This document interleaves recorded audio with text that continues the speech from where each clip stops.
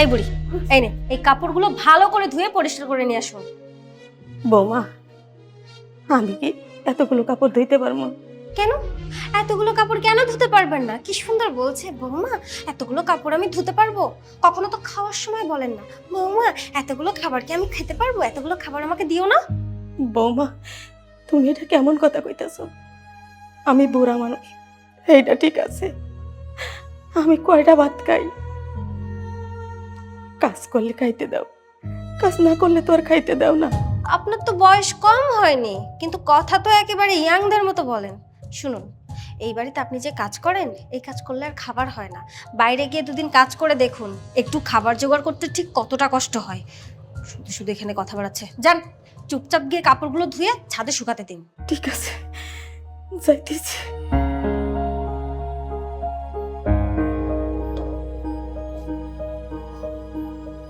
ওহ, আর পারি না, ডানাগুলা ভাঙ্গে আসে। হায় রে কপাল, মা হইয়া ছেলের বাড়িতে দাসী বান্দির মতো কাজ করতে হয়। মায়েরা পোলার বাড়িতে একটু আরাম আয়াস করবো, সেই কপাল আমার নাই। ছেলের সংসারে টুকটাক কাজ মায়েরা করতে পারে, তাই বলে আমার মতো এরকম দাসী বান্দির মতো কাজ কোনো মায়েরাই করে না। কোনো মায়েরা রে আল্লাহ, তুমি এরকম কপাল দিও না। আমারে যা কষ্ট দিতেছ আল্লাহ, আমি সহ্য করতেছি, অন্য কেউ সহ্য করতে পারবো না।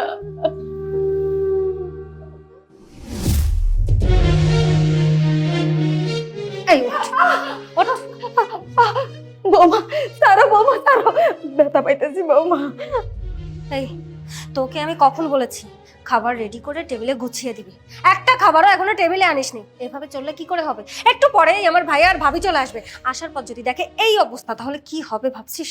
কতগুলা কাপড় দিছ, সবগুলা ধুইলাম, সাদেল জড়াইয়া দিলাম, রান্না তো মাত্রই শেষ করলাম, এখন ঘর মুছতে লাগছে। আমিও তো একটা মানুষ নাকি? চুপ, একটা কথাও বলবি না। আমি তোকে যে কাজগুলো করতে বলবো, কাজগুলো যদি করতে না পারিস তাহলে তোর কপালে কষ্ট আছে। 10 মিনিট টাইম দিচ্ছি, 10 মিনিটের মধ্যে যদি তুই সব কাজ শেষ করতে না পারিস তাহলে আজকে তোর খাওয়া বন্ধ।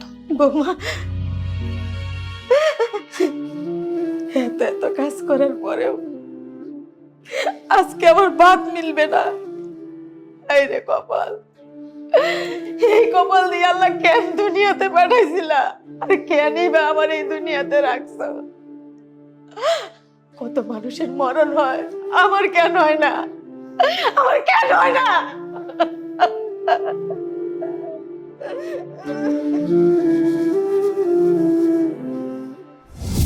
আহা, তোমার সব কথা আমি পরে শুনবো। তার আগে বলো তো মা কোথায়? মাকে তো দেখলাম না। মা কি ঠিক মতো খেয়েছে? আসতে না আসতেই মামা শুরু করে দিয়েছে। তো মামা করে ঘ্যান ঘ্যান করো কেন বলো তো? আমার কিন্তু ভালো লাগে না এগুলো। আমি বাসায় এসে মায়ের খোঁজ খবর নেবো না? এটা কি হতে পারে? না, আমি আসলে কথাটা ওভাবে বলতে চাইনি। তুমি কেন এত মামা করছো? আমি তো আছি তোমার মায়ের খেয়াল রাখার জন্য, তাই না? তোমার মায়ের সুবিধা অসুবিধা, কি চাই কি না চাই, ওষুধ খাওয়া খাওয়া সবকিছু তো আমিই দেখভাল করি, তাই না? দেখো, এতদিন যাবত যদি আমি তোমার মায়ের দেখভাল না করতাম তাহলে কি সংসারটা এখনো টিকে থাকতো বলো? ও আচ্ছা, ঠিক আছে। তুমি এমন ভাবে কথা বলেছো, আমি তো একদম ঘাবড়ে গিয়েছিলাম। শোনো, মায়ের যথেষ্ট বয়স হয়ে গেছে, মায়ের তো টেক কেয়ার করা দরকার। আর তুমি যদি টেক কেয়ার না করো কি করবে বলো তো? হ্যাঁ, সেটাই তো কথা। আচ্ছা ঠিক আছে। এই বুড়ি, এই বুড়ি, সে কখন খেতে গেছে, এখনো খাওয়া কি শেষ হয়নি তোর? আসতেছি বৌমা। বৌমা, তুমি আমারে ডাকতেছো? শোন, আমার পা দুটো অনেক ব্যথা করছে, পা দুটো টিপে দে তো। বৌমা, তুমি এটা কি কইতেছো? আমি তো তোমার শাশুড়ি, আর শাশুড়ি হইয়া আমি তোমার পা টিপে দিমু?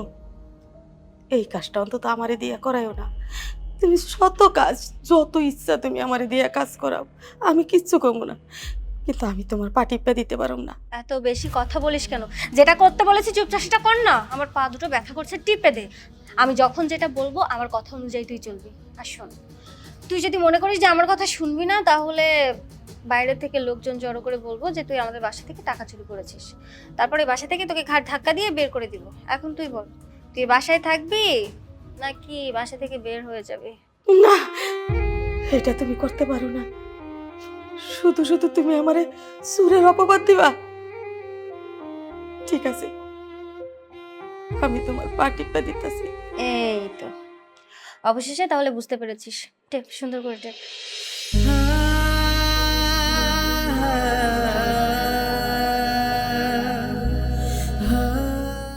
ঠিক করে টেপ না। ঠিক আছে। এই সময় আবার কে এলো? এই সর, ওঠ।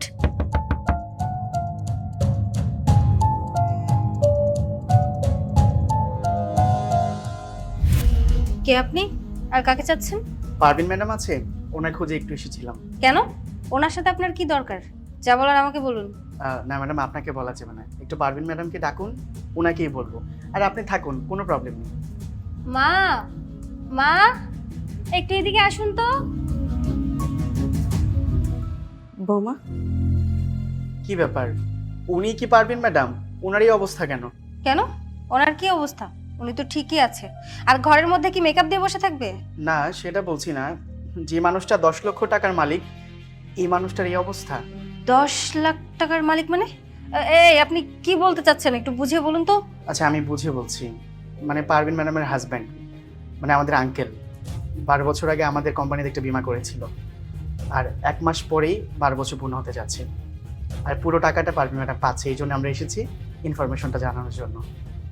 এসব তুমি কি বলছো বাবা? আসলে তো এই টাকার মালিক আমি না, কোথাও ভুল হচ্ছে। না না ম্যাডাম, আমরা কোনো ভুল করছি না। আপনার হাজব্যান্ড মানে আমাদের আঙ্কেল, ওনার নাম তো সিরাজ হায়দার। হ্যাঁ, তাহলে তো সবকিছু ঠিকই আছে। আর এই তো কাগজ। আপনারা যদি পুরো টাকাটা না নিতে চান, তাহলে হচ্ছে আমরা কোনো গরিব দুঃখী অথবা কোনো এতিমখানায় দান করে দিব। আরে না না, লাগবে না কেন? আর আপনি এসব কি বলছেন? আমার শাশুড়ি, উনি তো বয়স্ক হয়ে গেছে, আর এখন তো ওনার টাকা পয়সা এমন কোনো কাজে আসবে না। ওনার টাকা পয়সা তো আমরাই পাবো, তাই না? সেটা তো আমি বলতে পারবো না। হ্যাঁ, আপনার শাশুড়ির টাকা উনি যদি আপনার কাছে হ্যান্ড ওভার করতে বলে, আমরা আপনাদের কাছে হ্যান্ড ওভার করবো। মা, আপনাকে দেখে না অনেক অসুস্থ লাগছে। সারাদিন কি যে করেন আপনি, আমি বুঝি না। আপনাকে বারবার বলি একটু রেস্ট নেন, আপনি তো আমার কোনো কথাই শুনেন না। এখন যান, আপনি ঘরে গিয়ে রেস্ট নিন, আমি একটু পরে এসে আপনাকে চা করে দিচ্ছি। আর ওনার সাথে এসব ব্যাপারে আমি কথা বলছি। যান যান মা, যান যান যান।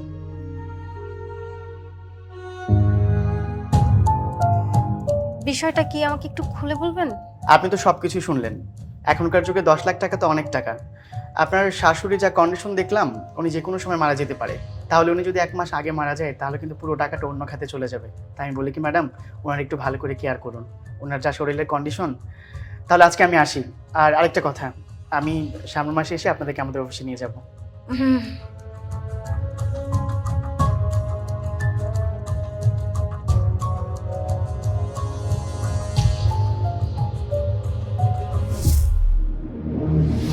তুমি শুনছো? মা 10 লক্ষ টাকা পাবে। হ্যাঁ, মা 10 লক্ষ টাকা পাবে, সেখানে অসুবিধার কি আছে? অসুবিধা নেই মানে? শোনো, মা এতগুলো টাকা দিয়ে কি করবে? মার তো এখন বয়স হয়েছে। তুমি না এই টাকাটা নেওয়ার ব্যবস্থা করো। আচ্ছা শোনো, তোমাকে একটা আইডিয়া দিই। সেটা হচ্ছে, মা তোমাকে যখন যে কাজটা করতে বলবে, সেই কাজটা তুমি করবে। মানে এক কথায় মায়ের মনটা জয় করবে। তখন দেখবে মা সব টাকা তোমাকে এমনি এমনি দিয়ে দিয়েছে। ঠিক আছে।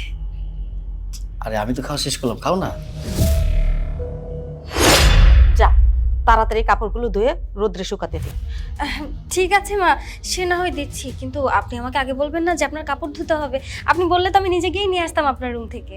কেন সব কিছু তোকে বলে বলে দিতে হবে আমার? হ্যাঁ, তাড়াতাড়ি এগুলো ধুয়ে ঘর মুছবি, রান্না চড়াবি। যা। মা, আপনি আমার সাথে এভাবে কেন কথা বলছেন?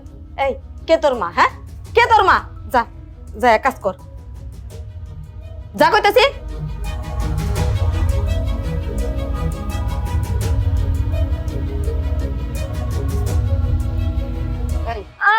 ওঠ।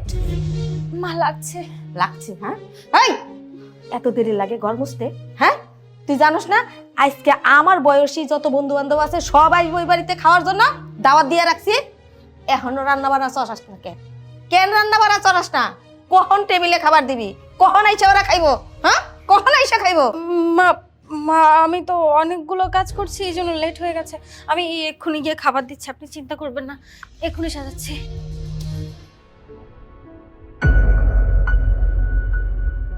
আচ্ছা মা, বলতো হঠাৎ করে ইমার্জেন্সি কেন ডাকলি? বাবা বাবা ওই বুড়িটার ব্যাংক অ্যাকাউন্টে 10 লক্ষ টাকা আছে। 10 লক্ষ টাকা? কি বলিস? আমিও তো সেটাই ভাবছি বাবা, ওই বুড়িটার ব্যাংক অ্যাকাউন্টে এতগুলো টাকা কোত্থেকে আসলো, কিভাবে আসলো? মারে, তোকে একটা কথা বলি, আমার কথাটা মনোযোগ দিয়ে শোন। ওই পরিটার সাথে কিন্তু ভুলেও আর কোনো খারাপ ব্যবহার করিস না। ছলে বলে কৌশলে ওর হাত পা টিপে যে করে হোক তোর কিন্তু টাকাগুলো তোর কাছে নিয়ে যেতে হবে। বাবা তুমি কোনো চিন্তা করো না, একদম রিল্যাক্স থাকো। আমি তোমার মেয়ে, আমার প্রতি তুমি বিশ্বাসটুকু রাখতে পারো বাবা। তা তো বিশ্বাস আছে, আমি জানি আমার মেয়ে সব পারবে। চা খাও।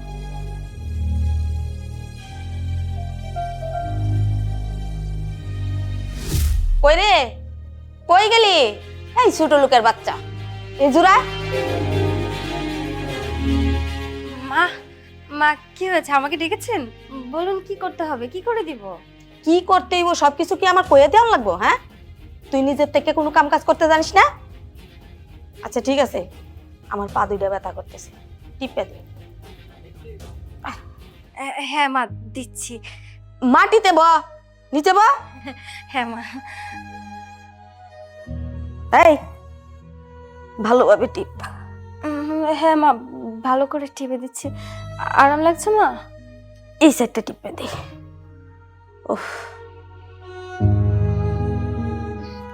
কি গো, তুমি আসতে এত দেরি করলে কেন? তুমি জানো তোমার জন্য সেই কখন থেকে ওয়েট করছি। তাড়াতাড়ি মাকে নিয়ে যাও আর টাকাটা তুলে নিয়ে আসো। মাকে আর নিয়ে যেতে হবে না, আমি ওনাদেরকে বুঝিয়ে বললাম মা তো অসুস্থ হয়ে গেছে। পরে আমার কথা শুনে ওনারা বললো আচ্ছা ঠিক আছে, আপনার মাই তো, সমস্যা নেই, টাকা আপনি নিয়ে যান। এই যে টাকা নিয়ে আসি। টাকা নিয়ে এসেছো? টাকা কোথায়, এটা কি? এ কি ডিভোর্স পেপার? তুমি ওকে ডিভোর্স দিতে চাচ্ছ মানে? হ্যাঁ, আমি তোকে ডিভোর্স দিয়েছি, এখন এই মুহূর্তে তুই আমার বাড়ি থেকে বেরিয়ে যাবি, যা বলছি। এটা তুমি কি বলছো? ডিভোর্স দিবে মানে? আমি আমি কি করেছি, তুমি আমাকে কেন ডিভোর্স দিতে চাচ্ছ? ও আচ্ছা, তুই কোনো কিছু বুঝতে পারছিস না। আচ্ছা ঠিক আছে, আমি তোকে বুঝিয়ে বলছি। এই যে তুই প্রতিটা মুহূর্ত আমার মায়ের সাথে খারাপ আচরণ করতি, আমার মায়ের উপরে অন্যায় বিচার করতি। আমি সব কিছু সহ্য করে গেছি, কোনো কিছু বলিনি। তারপর আমার এক বন্ধুর সাথে আমি পরামর্শ করি, আমার বন্ধু আমাকে বলে শোন, একটা নাটক করতে হবে। নাটকটা কি? এই যে আমার বন্ধু আমাদের বাসায় আসলো, আসার পর তোকে বললো আমার মায়ের নামে 10 লক্ষ টাকা আছে, মানে আমার মায়ের দাম 10 লক্ষ টাকা। আর তুই সেই টাকার কথা শুনে লোভে পড়ে গেলি। আর ঠিক সেই সময়টা আমি চিন্তা করে দেখলাম তুই লোভী একটা মেয়ে, তোকে এই সুযোগে শিক্ষাটা দিতে হবে। তখন আমি আমার মাকে বুঝিয়ে বললাম, মা ওই মেয়েটা তো তোমার উপর অনেক অন্যায় বিচার করেছে, অত্যাচার করেছে, এই সুযোগে তোমার সাথে যা কিছু করেছে সেম জিনিসটা তুমি তার সাথে করো। আমার মা রাজি হয়ে গেল। আরেকটা কথা, আমি তোকে এতদিন কোনো কিছু কেন বলিনি জানিস? তার একটাই কারণ, আমি যদি তোকে কোনো কিছু বলতাম কিংবা এই বাড়ি থেকে তাড়িয়ে দিতাম, তাহলে আমার মায়ের সাথে তুই যে অন্যায় অবিচার করেছিস সেই প্রতিশোধটা তো নেওয়া হতো না। তাই এই সমস্ত নাটক সাজানো।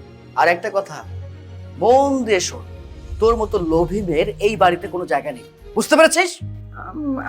আমাকে এভাবে বের করে দিও না মা। এই চুপ কর, আমার মাকে তুই মা বলে ডাকবি না, সেই অধিকার তোর নেই। এতক্ষণ তোকে আমি যা কিছু বলেছি আশা করছি তুই সব কিছু বুঝতে পেরেছিস। ও বুঝবে না, ওর বোঝার মতো ক্ষমতা নেই। আমি বারবার ওকে বলেছি যে তোর শাশুড়ির সাথে তুই খারাপ আচরণ করিস না, তুই আমার কোনো কথাই শুনিসনি। বাবা তার মানে তুমি এই সব কিছু জানতে, আর সবার সাথে তুমিও জড়িত?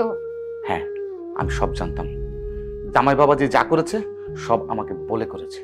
আপনাকে বলছে আপনি আপনার মেয়েকে নিয়ে যান, আপনার মেয়ে যেদিন মানুষের মতো মানুষ হবে ঠিক সেই দিনটা আমাদের এই বাড়িতে নিয়ে আসবেন, তার আগে নয়। ঠিক আছে, চল আমার সাথে।